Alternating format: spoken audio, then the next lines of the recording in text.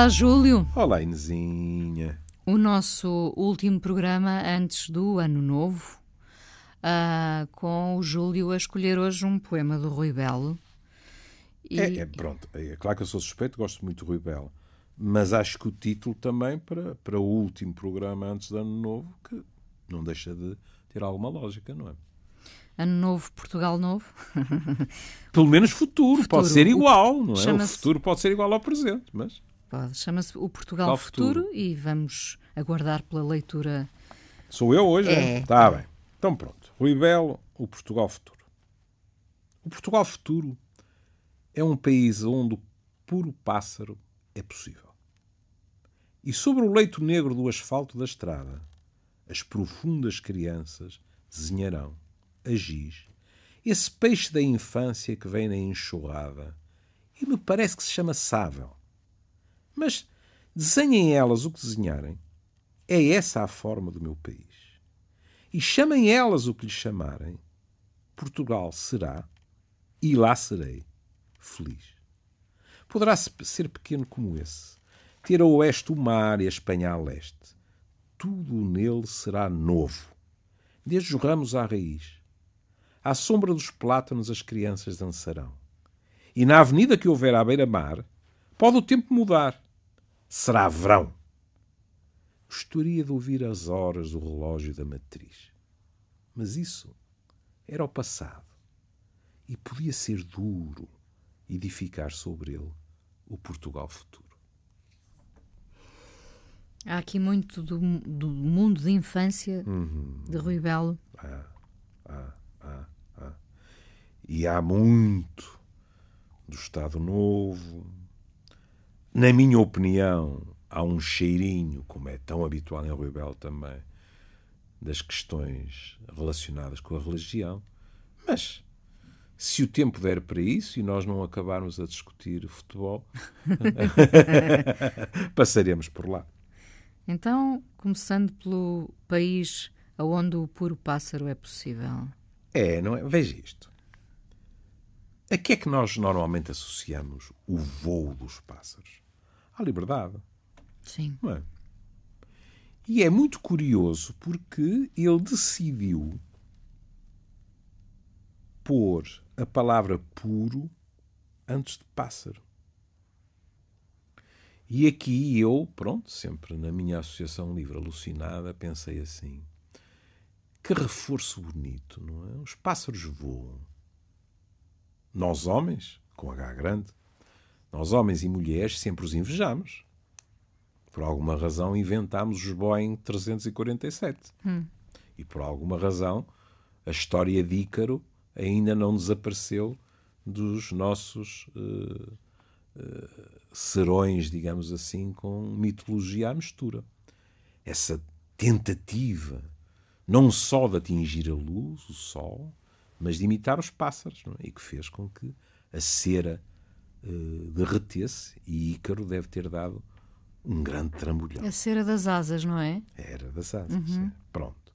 Mas ao dizer os puros pássaros, é curioso, porque porquê puros? Podíamos dizer, puros são os bichinhos todos. Olhe, houve alturas em que a Igreja salientava que os outros bichinhos todos tinham uma enorme vantagem sobre nós. É que não sofriam dessa doença genética que se chamava pecado original. Portanto, eram mais puros. Não sei se lavavam mais puro, não é? Mas enfim. Era o homo ou era o presto? Pois, exatamente. Um deles, sim. Mas eram mais puros. E aí, nessa associação, eu diria, mais do que livre, eu diria um bocado até a cair para o alucinado, realmente. É assim esta noção de que, se calhar, em termos simbólicos, há pássaros e pássaros, não é? Que é assim. Há bichos e bichos, peço desculpa. Os pássaros voam. E mesmo que os percamos de vista, há uma sensação... Repare como nós vamos buscar a imagem, por exemplo, aos nossos filhos. É preciso deixá-los voar. Às vezes com saudades. com uma secreta esperança que eles não tenham pressa de voar ou que voltem ao ninho com frequência, mas é preciso, até se diz assim, não lhes cortar as asas, não é? Isso. É preciso deixá-los voar para viverem a sua vida.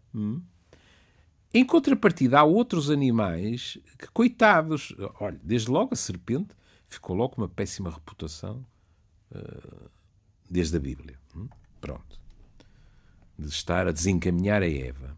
Mas, em geral, estes animais que, coitados, não conseguem levantar voo e que rastejam, são associados a outro tipo de imagens, muitas vezes pouco elogiosas até, não é? E, portanto, eu acho que este puro pássaro é um sublinhar de como os pássaros, de certa forma, estão, para ele, como é evidente, no topo em termos simbólicos. Mas pronto, posso estar completamente enganado. E depois, repare que ele passa deste rumo ao céu, não é? E vem não só para a terra mais prosaica, mas para o leito negro do asfalto da estrada. Não é muito prometedora a imagem. Embora a estrada indique movimento, não é? Mas leito negro do asfalto. Se calhar não era por acaso que no maio de 68 os estudantes falavam da praia debaixo do asfalto, etc. O asfalto também não tem assim uma reputação muito boa. Não creio que o cimento tenha melhor, diga-se passagem. Tem razão. Não tem é? razão, sim. Pronto. Mas é curioso este leito negro do asfalto, pensando que tantas vidas também rouba, não é? É verdade. E tivemos agora... Tivemos um Natal. E lá está, quem me dera acertar, nem que fosse na raspadinha, e não nestas coisas. Porque quantas vezes nós ouvimos aquela expressão, a trajetória descendente das vítimas, seja em relação à estrada, seja em outras coisas. E é preciso muito cuidado. Porque de repente nós pensamos, pronto, agora é sempre a descer. Não é. Vem um ano e não sei, pode-me ter escapado qualquer coisa. Às vezes o que estraga estas médias, basta que haja uma excursão, não creio que tenha sido isso. Acho que houve mesmo muitos acidentes. E 14 mortos. Não é? E, portanto, lá foi a curva descendente, não é? Não é o comboio descendente do Zeca Afonso, mas lá foi a curva descendente para as calendas. E vamos ter sempre de recomeçar. Mas é, de facto, curiosa e intensa esta imagem do leito negro do asfalto da estrada, porque o asfalto da estrada também é palco para separações, também para reencontros, não é? Mas há sempre uma carga dramática associada, pode haver, à estrada, ao asfalto. Não concorda? Concordo. Embora, como compreenderá para alguém da minha geração, a estrada também tenha um enorme fascínio. Não é? Sim. A Inês começa a falar em estrada e eu começo a ver o Easy Rider. O Easy Rider logo. Sim. O Hopper e o Fonda, sim, não é? Sim. Naquelas motas, não é? Num filme que saiu, posso dizer uma expressão muito portuguesa, mas assim, muito terra a terra. Um filme que saiu ao preço da uva mijona e que rendeu milhões. Sim. E que só se pode compreender. E continua a ser uma referência. Claro. Foi o primeiro filme em que eu vi Jack Nicholson, que entrava brevemente. E que só se pode compreender pela sede de partida, de infinito, de descobrir o mundo. De descobrir, exatamente. Não é? Sim. Pronto. Bom, aqui de facto eu não sei a que é que o Rui Belo se refere, mas a ideia de leito negro é uma imagem enlutada de qualquer coisa, não é? É claro que até podíamos pensar assim.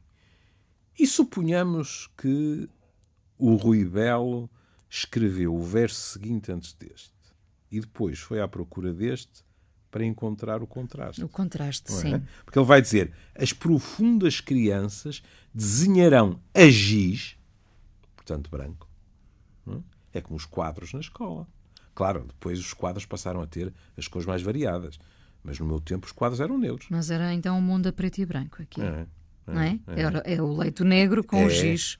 É em preto e branco, mas o branco das crianças é um verdadeiro modo de se libertarem desse negrume.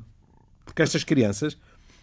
Porque há uma ideia imaculada das imaculada. Crianças. Sim. E é curioso que eles chamem-lhes profundas. Porquê que se chama profundas? Porquê, na sua opinião? Olha, é assim. Eu pensei no País Profundo, mas não sei se tem alguma coisa a ver. Pensei na estrada e no País Profundo, mas não terá nada a ver com isso. Não sei, pode ter. Eu pensei de outra maneira. Que é assim, nós estamos muito habituados, meia culpa, estamos muito habituados até de uma forma otimista, porque há gente da minha idade, quer dizer, se calhar até era mais honesto dizer, há gente da minha idade, abre parênteses, fecha parênteses, que não se tornaram nada profundos com o passar dos anos. Ou se quiser, aquela palavra que eu gosto muito, cheios de sageza. Mas, enfim, nós costumamos assumir que os mais velhos têm um saber de experiência feito. Viveram já muito. É por isso que aquela velha frase do S continua a ser citada, não é? Podemos transmitir o conhecimento, mas não a sabedoria. A sabedoria faz-se vivendo, ou obtém-se vivendo. E eu pensei assim, mas sob certos aspectos, as crianças também podem ser profundas. Ou seja, também há muito egoísmo, diga-se de passagem. As pessoas às vezes recuam perante isso. As crianças podem ser de um egoísmo cruel. O que é meu, o que é teu é nosso, etc. Bom, mas também, por outro lado, atendendo a que a criança ainda não foi bombardeada com muito do que há na cultura, e nem tudo o que há na cultura. E de culpa e de julgamento. Exato. Sim. Não é?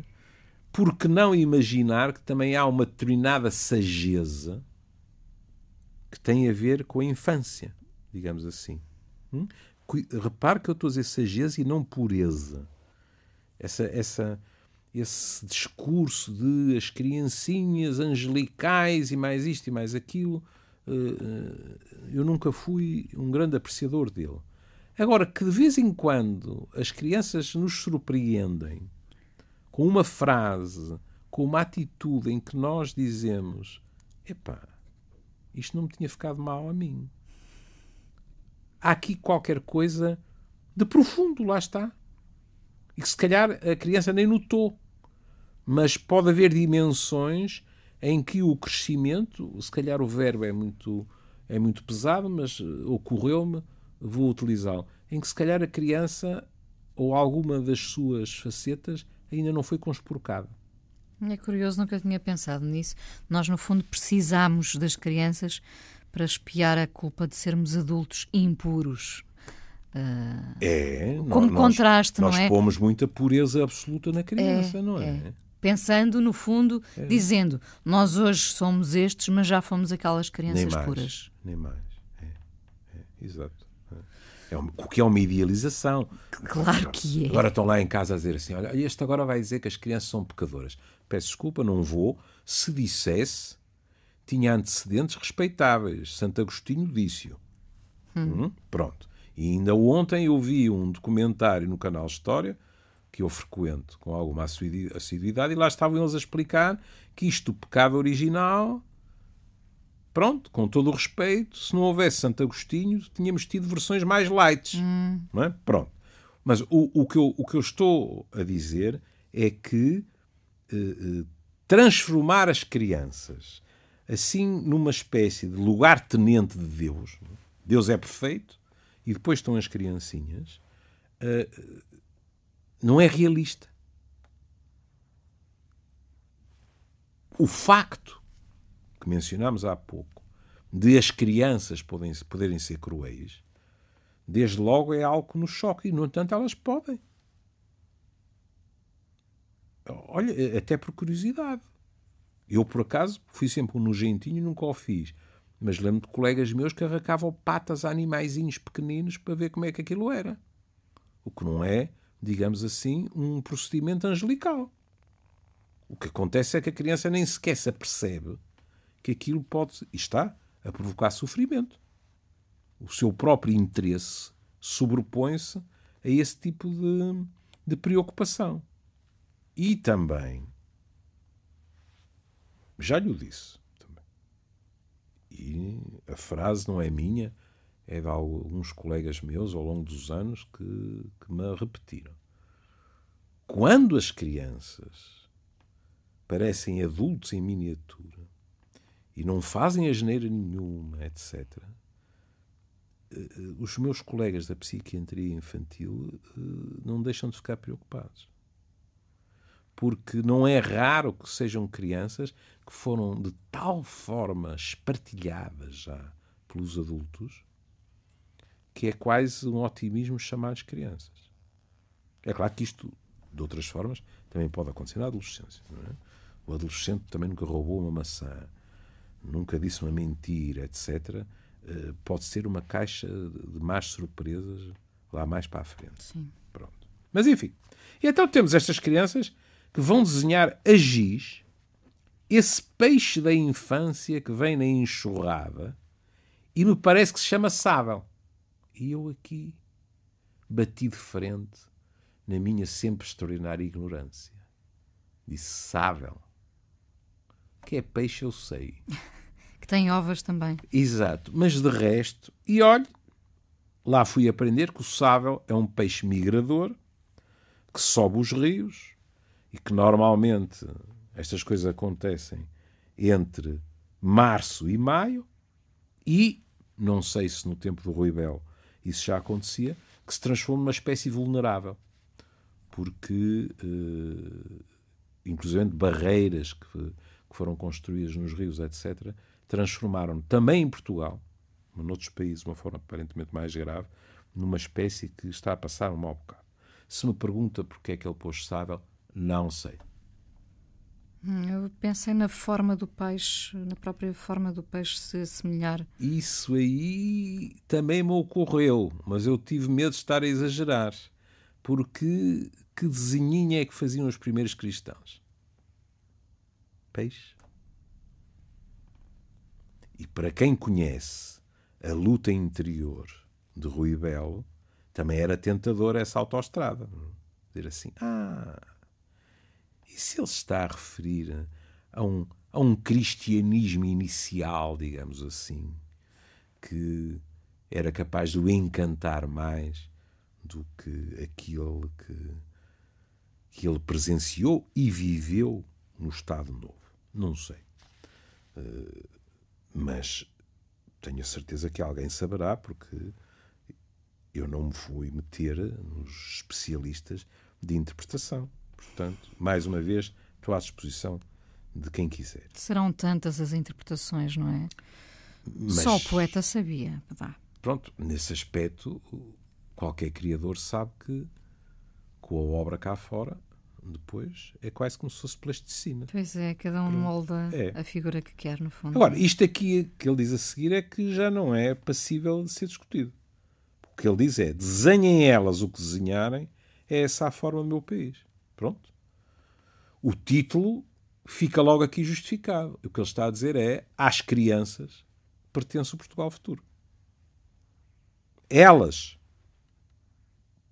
vão moldar no desenho no asfalto, com giz, elas vão desenhar um país. E é muito belo porque ele aqui saltita entre um registro essencialmente geográfico e um registro simbólico.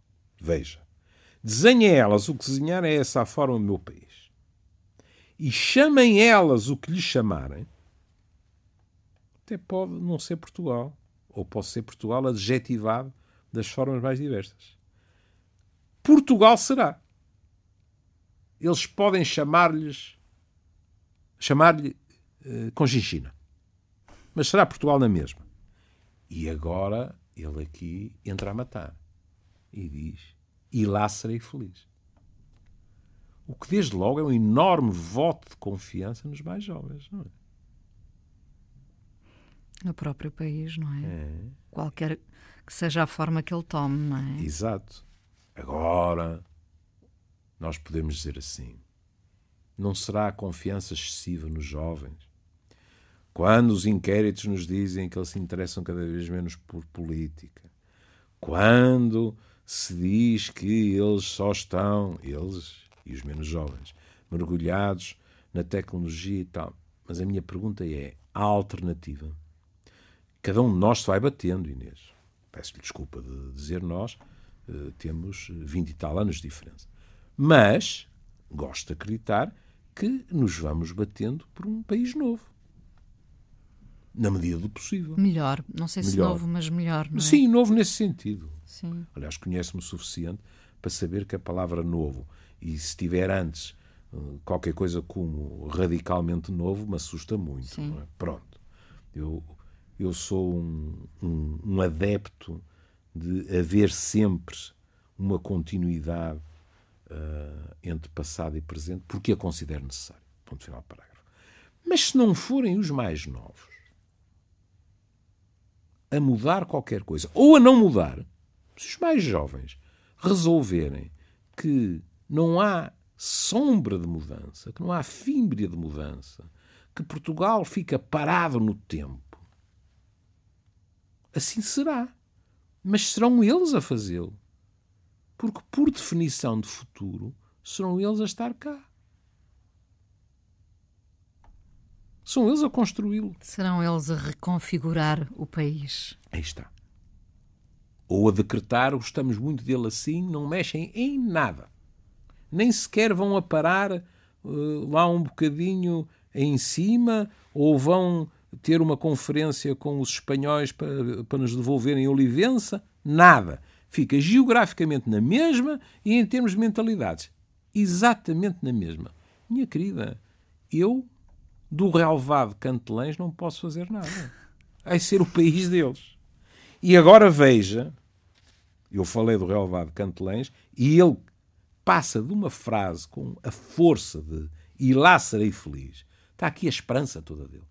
Ele põe a esperança nos mais jovens. E ele volta a um registro geográfico e diz: poderá ser pequeno como esse. Pois, porque o mais importante não é ser grande ou ser pequeno. Ter a oeste o mar e a Espanha a leste. Mas ele diz: tudo nele será novo. Está a ver? Sim. Ele não faz por menos. Tudo nele será novo, desde os ramos à raiz. A imagem da árvore, que a mim me agrada profundamente. A Inês sabe como eu, de vez em quando, ad nauseam, digo: pois, está bem, mas se as raízes não forem boas, pedir à árvore que se aguente é complicado e injusto, não é? Portanto, ele diz, não vai ser simplesmente o facto de as flores serem de uma cor diversa, os ramos serem mais e de outros formatos e se calhar alcançarem mais longe e haver mais ninhos de passarinhos piu-piu, já que ele falou dos pássaros. Não. Serão novas também as raízes. E aqui uma pessoa pensa. Ele está a dizer que se as raízes não forem novas, o resto da árvore não pode ser. É uma boa imagem, não é? É uma magnífica imagem. À sombra dos plátanos as crianças dançarão. Novamente as crianças. Novamente as crianças e uma imagem de alegria. E na avenida que houver à beira-mar, o que não é difícil de imaginar num país que já foi apelidado à beira-mar plantado, de jardim à beira-mar plantado, veja que belo. Pode o tempo mudar. Será verão. Ou seja, pode chover a potes. Será sempre verão. Podemos estar transidinhos com aquela umidade aqui do Porto, que a Inês liga para Lisboa e diz: quantos estão aí? E dizem 14. E a Inês diz: não acredito, aqui também estão 14, eu estou a tiritar. Pois está. Porque, além da temperaturazinha, tem aquela umidade que a minha avó, as minhas ótima avós, para os ossos, não nem é? mais, as minhas avós diziam: Até sinto nos ossos. Sim, eu pensava claro. assim, são tão exageradas, com a mania das doenças, os reumatismos e tal. E agora, como é evidente, o netinho também sente nas articulações, que é para não ser esperto. Ossos do ofício. São ossos do ofício. São de facto 14 graus que pesam, não é? Pois são pesam. mais pesados. São mais pesados. É. Não é? Mas ainda assim é verão. Mas é verão, claro. Então ele é feliz. Há liberdade. O país é todo novo. Isto é um verão. É um verão porquê? Porque o boletim meteorológico de que ele está a falar, o tempo, o clima, tudo o que quiser, o que seria o paraíso para o Sr. Trump, que os confunde sistematicamente, é de céu aberto. É céu azul. Através das pingas de chuva. Não é ele a passar nas pingas de chuva. Ele até pode estar com 2 guarda-chuvas, com uma gabardina, tudo o que quiser. Mas dentro dele brilha o sol de um país diferente, de gerações diferentes. Não é só o país ser diferente, e ser diferente pelas mãos dos mais novos. É o prazer que dá ver que esses mais novos sentiram o desejo ou a obrigação de criar um país novo. Isto é muito reconfortante. Sem dúvida. Não é? Valeu a pena. Agora, o que eu lhe dizia para aí há meia hora atrás, estes últimos 3 versos, e em Rui Belo, eu li, reli e disse, que veja, gostaria de ouvir as horas do relógio da matriz. E por que não? Se calhar a infância dele. Sim. E qual é a igreja? A igreja do relógio da matriz. Qual é a igreja matriz? É uma igreja que tem algum poder sobre outras igrejas. A igreja principal. A igreja principal. Não é? Isto vem de mãe. Não é? Aliás, quando eu andava pelo Google, tropecei, espero não me ter enganado, que... ora, deixa-me ver que eu tomei a nota. Cá está. Que na Câmara de Ponta Delgada, este ano, deu-se o reforço da estrutura que sustenta o relógio. É muito engraçado, não é? Porque, realmente, a minha geração viveu muito à sombra destes grandes relógios, sabe? Das suas badaladas, se quiser, dos nossos Big Bens pequeninos, cá do sítio. Parece que às vezes ainda ouvimos. Exato. Não é? É. Agora, vai-me permitir que entre outra vez em associação livre. Ele diz, gostaria de ouvir as horas do relógio da matriz. Uma pessoa pode pensar assim, pois, gostavas. Mas isso já passou. Já não se pode ouvir. E parece que é essa apenas a explicação. E será? Eu posso ter enlouquecido. Porque ele disse, mas isso era o passado. A igreja pode já não ter relógio. Ele pode ter-se afastado de tal forma que... Curioso, não é? Ele ter-se afastado da igreja. Na vida real foi o que lhe aconteceu. Mas repare no que vem a seguir. Portanto, a ideia de passado. É, mas repare o que ele diz a seguir. E podia ser duro edificar sobre ele, ou seja, o relógio da matriz, o Portugal futuro. E aqui vem a velha expressão, oh meu amor. Relógio da matriz, portanto, a igreja, o relógio da igreja. E ele depois diz, podia ser duro edificar sobre ele o Portugal futuro. Por que será? Por que é que podia ser duro? Estamos a falar do chamado tempo da outra senhora? Estamos, como é evidente. Como é evidente. E estamos a falar de um homem que sonhava com o tempo depois do tempo da outra senhora. E porquê é que isto não pode ter a ver com ele dizer assim? Mas isso era o passado, o relógio da matriz, a influência de certa igreja. Sejamos justos. Bastaria um nome como o de Dom António do Porto para ser injusto dizer toda a igreja, não é? Mas suponhamos, o peso de certa igreja, ele não confiava nela para edificar sobre ela o Portugal futuro. Porque podia condicionar a liberdade. Nem mais. E, portanto, ele vai buscar esta rima hábil e diz, e podia ser duro, ele não diz que é impossível, mas podia ser duro e edificar sobre ele, sobre este passado, o Portugal futuro. Ou seja, é evidente que lá porque vem o Portugal futuro, o passado não desapareceu.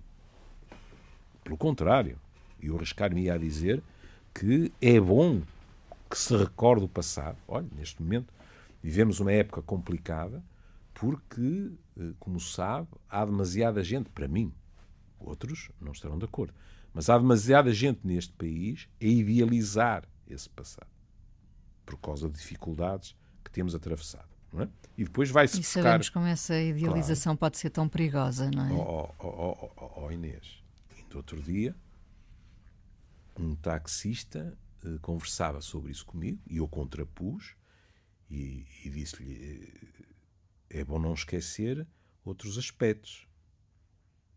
Qualquer um de nós tem idade para se lembrar da PIDE, por exemplo. E a resposta é fascinante, porque as pessoas depois fazem aquilo que na minha profissão se chama uma clivagem.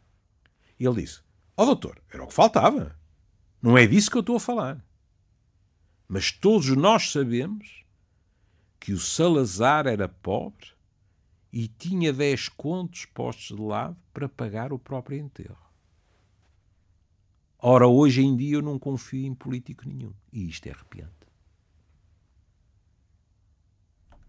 Percebe?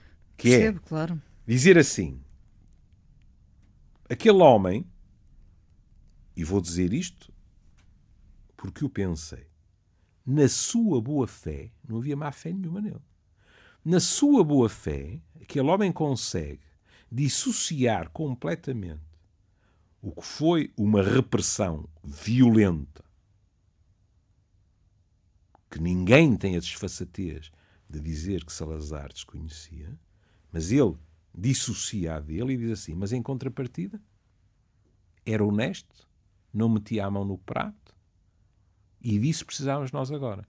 O que é uma generalização injusta para o aqui e agora, mas a verdade nua e crua é que alguns políticos não têm feito muito para evitar essa generalização e que alimenta aquela nostalgia de não,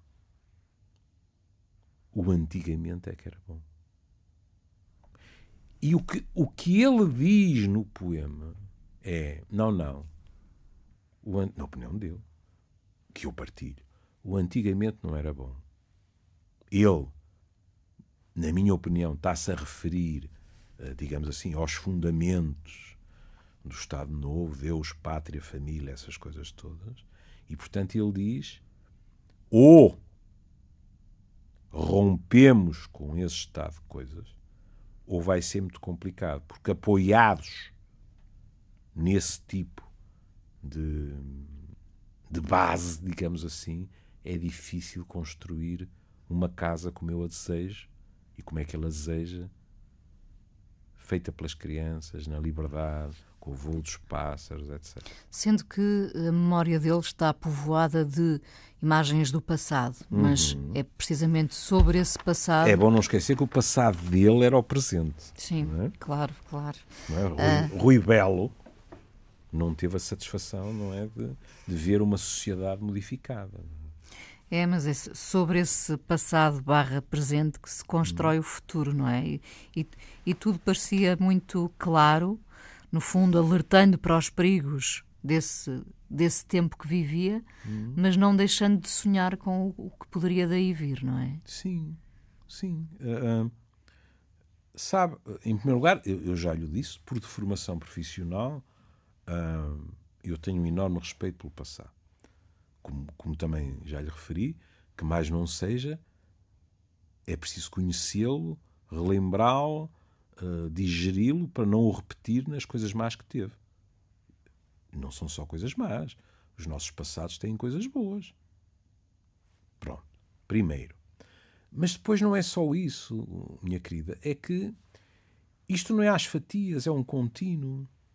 Não é? Quer dizer, nós começámos a falar para aí há 30 minutos atrás. Portanto, o início da conversa já é passado. Daqui a 30 segundos, o que eu lhe estou a dizer e o seu silêncio, enquanto boceja, olha para o relógio e diz este chato não se cala, será passado também. Portanto, isto aqui não pode ser cortado às fatias como o bolo rei. Ainda estou imbuído, não é? Do espírito. Da brancura do bolo rei por cima. E, portanto, seja nas nossas vidas individuais, seja na vida coletiva, neste caso na vida de um país, ou há um sentido de continuidade que de modo nenhum... Houve uma altura, por exemplo, em que a expressão cheirou logo a esturro, diga-se passagem, que se bem me lembro era a mudança na continuidade. Na altura do professor Marcelo Caetano, que eu até acredito que de início estivesse interessado em alguma mudança, mas que acho que depois foi completamente engolido. Se é que estava interessado, não interessa. Mas nessa altura, esta expressão mudança na continuidade cheirava a esturro. Eu lembro-me de conversar sobre isso com o meu pai, e meu pai dizer-me, meu filho, temos que dar o benefício da dúvida às pessoas. E a partir do momento em que se fala em mudança, é muito curioso, não é? Porque nessa altura eu vi meu pai fazer algo que nunca tinha pensado ver. É que meu pai, a pedido do Ministro da Educação, escreveu inclusivamente alguns artigos, etc. E houve uma altura que ele disse: isto é um logro. E fechou outra vez a porta e disse: não contam comigo. Com razão ou sem ela, cada um decidirá. Pronto. Alguns gostam de falar da Primavera Marcelista, mas eu lembraria que, olhe, Sá Carneiro, Pinto Balsemão, por exemplo, descobriram com relativa facilidade que de primavera tinha pouco. E, portanto, o que acontece é que nesses tempos, se quiser, aqui, por causa do texto, nós falámos um pouco em termos de religião. Mas nesses tempos, sobre certos aspectos... Porque, de facto, não é possível falar do país sem falar dela também. Nem pensar. Então, Fátima, o futebol... Ou seja, havia determinados símbolos de determinados valores. Lembra-se do curto que fizemos aqui há uns dias, em que eu citei o decreto de 1940, não é? Dizer que os professores deviam ser apóstolos da ideologia do Estado Novo, não é? Por exemplo, o professor, o médico e o padre eram assim um tripé, que era o tripé desejável para que a ideologia do Estado Novo se mantivesse. É evidente que havia pés desse tripé que não estavam de acordo. E alguns pagaram no caro. Não é? Mas esta noção, digamos assim, que é um bocado como os miúdos a escreverem giz no asfalto negro. Sim. É um bocado a mesma coisa. Nós precisamos de manter no espírito, se não quiserem chamar-lhe negro alguns, porque acham exagero, chamem-lhe cinzento escuro, outros, com todo o direito, dirão que o azul era na altura e que o negro é agora. Não estou de acordo, mas são opiniões que eu respeito. Mas temos que ter a noção, na realidade, que nada de novo se constrói sem manter no espírito o pano de fundo que é o passado, que é a referência. Quando nós dizemos vamos mudar, temos que ter a noção de que é que vamos mudar. Pois, mas é preciso ter uma imagem clara e objetiva do contexto em que vivemos para tentar mudá-lo, se a ideia é mudar, não é? E ainda bem que disse, estamos quase a acabar, não? Estamos. Pronto, e ainda bem que disse isso. Porque, olha, lá em casa alguém tem o direito de dizer, olha, Eu, por exemplo, acho que o Machado Vaz dificilmente é um tipo isento. Eu sei a família da qual ele vem, sei que houve gente que foi dar com os ossos à PIDE, sei que eram velhos republicanos, etc. Ele cresceu num ambiente destes, a ouvir a BBC sobre Portugal, etc. Como é que este tipo, algum dia, a caminho dos 70 anos, pode ter uma visão completamente isenta? É um argumento que eu aceito. Não posso garantir. Agora, a questão também é esta. Haverá alguém entre nós que consegue declarar-se absolutamente isento, seja em relação ao que for? É muito difícil. Aí, se calhar, é curioso que me tenha ocorrido a imagem, aí, se calhar, seria mais fácil para as máquinas. Não é? As máquinas não têm passado. Ou então têm o passado que a Inês lhes mete lá dentro. E não tomam partido, portanto. Exato. Claro. Não é? Mas ainda é isso que nos distingue das máquinas. É. E eu gostava de ir até ao fim a conseguir distinguir-me das máquinas. Ai, sem dúvida. 1000 vezes tomar partido do que Exato. ficar como as máquinas, não é? Exato. Com o devido respeito por elas, nós precisamos delas. Era o que eu ia dizer.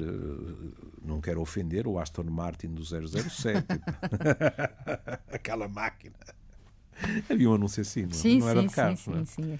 O homem não era da Regis Conta. Exatamente. Aquela máquina. Com a pastinha, pois é. Exato. Sim. Isto é uma coisa que também nunca me atraiu, aquela imagem, mas enfim, pronto. Não era um executivo? Era um executivo, com a pastinha, fato, gravata, etc. Enfim. Bom, e que nos trouxe? E terminamos hoje o programa com este poema do Rui Belo, O Portugal Futuro. O Rui Belo morreu em 1978 a sonhar com outro país. Ele, quer dizer, por acaso aí agora podíamos avançar, não é? Porque 78 foram 4 anos de 25 de Abril. Poderíamos dizer assim, se calhar ele esteve num país muito mais próximo do que ele tinha sonhado do que depois se tornou. Pois, porque o desenho estava feito, mas concretizá-lo era algo que demoraria muito tempo. E foram tempos eufóricos para muito boas pessoas e trágicos para outros. Sejamos justos. Terminamos então, depois de dedicar o programa a este homem de palavra e de palavras, terminamos com outro homem de muitas palavras, que é o Jorge Palma. E vamos ouvir aquele clássico Portugal, Portugal, com aquela pergunta de que é que estás à espera? Aí está. Para entrar no futuro. Isso. E pronto, é o último programa longo. Cá estaremos durante a semana, mas longo de 2018. Cá estaremos depois com um desenho novo. Portanto, de 2019. Este também. Ano a nós já só nos têm curtos. Mas eficazes. Curtos, mas eficazes. Beijinho. Beijinho, Júlio. Até amanhã.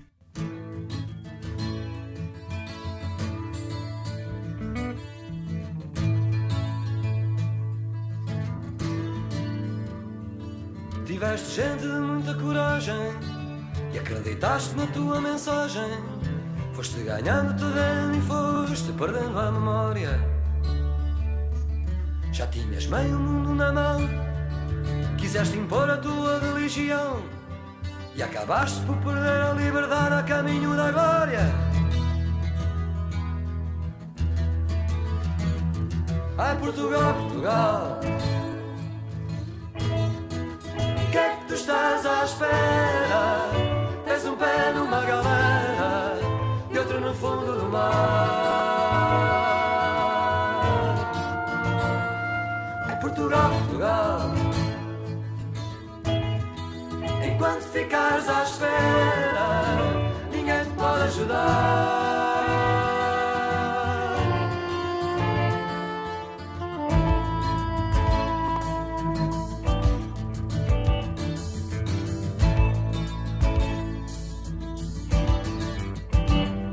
Tiveste muita carta para bater, quem joga deve aprender a perder, que a sorte nunca vem só quando bate à nossa porta. Esbanjaste muita vida nas apostas e agora trazes o desgosto às costas. Não se pode estar direito quando se tem a espinha torta. Ai, Portugal, Portugal, o que é que tu estás à espera? Tens um pé numa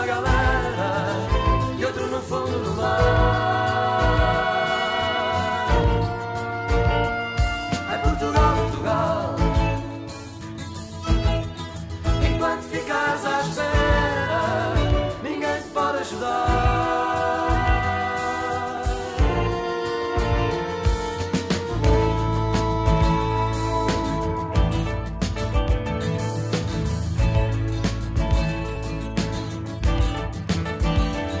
Fizeste cegos de quem olhos tinha, quiseste pôr toda a gente na linha, tocaste ao meu coração pela ponta das tuas lanças, difamaste quem verdades dizia, confundiste amor com pornografia e depois perdeste o gosto de brincar com as tuas crianças.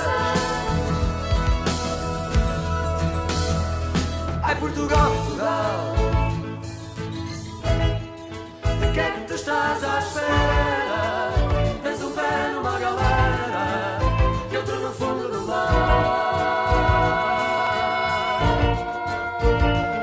Ai Portugal, Portugal,